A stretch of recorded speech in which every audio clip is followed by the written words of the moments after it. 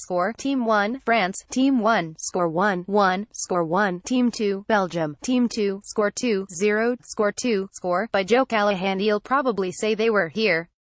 They might even produce a ticket stub to prove their case. But they weren't. About a half hour in on an oddly still, subdued night on the edge of the Baltic Sea, there was a sense that the thousands who had left swaths of St. Petersburg Stadium bare with empty seats would live to regret it as long as they lived. France and Belgium, in particular, were serving up a semi-final of bewitching quality. It was an awesomely absorbing contest as Roberto Martinez's side tried every key that jangled on their hips to unlock the tournament's finest defense. France looked just as threatening when they had the opportunities to break, and if the game had grown in that regard it would likely have been a classic. The first half tapered off, and while Belgium came out and served up an early signal of fixing one of the glaring flaws of the first half and getting Romelu Lukaku more involved, France then grabbed the opener courtesy of Samuel Umtiti and smothered the contest. Samuel Umtiti would grab the semi-finals only goal from yet another well-worked but ultimately simplistic set piece. But the Barcelona man's real work was at the back, where he and Raphael Varane snuffed out so much of the danger that Kevin De Bruyne and Eden Hazard tried to bring to proceedings. In front of them, the odd couple who looked a match made in heaven, Paul Pogba and N'Golo Kanté, were again imperious. A little further forward, Olivier Giroud cart-horsed like a dream. He's going to have to start paying Stefan Givarc royalties. Kylian Mbappe and Antoine Griezmann buzzed like they can, and that would be enough. Like the icons of 1998, Didier Deschamps' France of 2018 have supreme attacking quality and incision, but don't go wasting a drop of it. On home soil 20 years ago, they won 2 knockout games by a single goal and another on penalties. In Russia they've won 2 by the bare minimum and didn't exert themselves too much against Uruguay either. Now they head for Moscow with a chance to keep a close eye on tonight's proceedings at the Luzhniki first. So confident, so assured are this side, that they're unlikely to be too put out by anything they see tonight. This shaped as something of a referendum on two managers who split opinions like few in the international game. The argument goes this way: Deschamps doesn't get nearly enough out of a squad brimming with so much, instead living only for the result as an almost soulless end. On the flip side, Martinez tries to extract a little too much out of the gifted Belgian generation he inherited, leaving them too open to surrendering to the kind of defeats that don't befit such a talented outfit. As if to back up the thesis, Deschamps recalled Blaise Matuidi to firm up his midfield, while Martinez dealt with the suspension of Thomas Meunier by seeming to abandon a back four. His decision to bring Moussa Dembélé in, leading to feverish debate about whether he was reshaping the team dramatically from the formation that had held up so well against Brazil.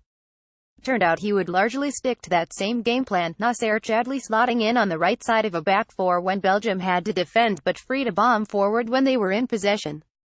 That would turn out to be a very frequent occurrence in a breathtakingly good opening half hour. From the off, once given an indecently early scare by Kylian Mbappe, Belgium's key men were on their game, Hazard and De Bruyne carrying the fight to the French on each flank. The captain was particularly locked in, roasting Benjamin Pavard on a couple of occasions. So high was the quality that just 30 minutes in, we wondered if a classic was in the offing. There was Hazard buzzing and bearing down. Then the eyes were dragged to the other end, where Paul Pogba was majestically striding forward and spearing through balls. Back at the other end, De Bruyne was flashing a shot past Lloris's far post.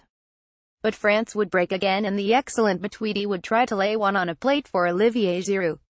It was pulsating, but it became a bit too, well, pleasant. The final flourish wasn't there, the exact incision needed to open the scoring. By the time we hit the interval we'd been thoroughly entertained, but in truth were none the wiser as to how it would go. We knew a couple of important points, however. France's threat on the break was very real. And at the other end, Belgium needed to get their most devastating weapon, Lukaku, more in two things. A minute after the break, a first dangerous cross almost found Lukaku. Belgium could have been motoring. Instead, France accelerated ahead and then blocked off all routes. Umtiti's winner came courtesy of a clever run, but no more. He met Griezmann's delivery with emphatic power. Belgium tried to find the same fluidity from earlier, but France were in spoiler mode now and nothing seemed to come off. If anything, and in spite of a lengthy spell of injury time, the contest rolled to an inevitable conclusion. Deschamps' side march on Moscow, having conceded a goal in open play to just one opponent in the entire tournament. They have more than enough talent to pull away to a similar degree as the boys of '98 did against Brazil in that decider. Then again, they may not even have to. Belgium, Courtois 6, Chadli 5, Batshuayi 90, Alderweireld 6, Company 6, Vertonghen 6, Witsel 6, Fellaini 6, Carrasco 80, Dembele 4, Mertens 59 6, De Bruyne 6, Lukaku 4, Hazard 6, France. Lloris 8, Pavard 7, Varane 8, Umtiti 8, El Hernandez 7, Pogba 7, Conte 7, Matuidi 8, Tolizo 87, Mbappe 8, Giroud 7, and Zonzi 85, Griezmann 7, Referee, Andres Cunha, Uruguay, Attendance, 64,286.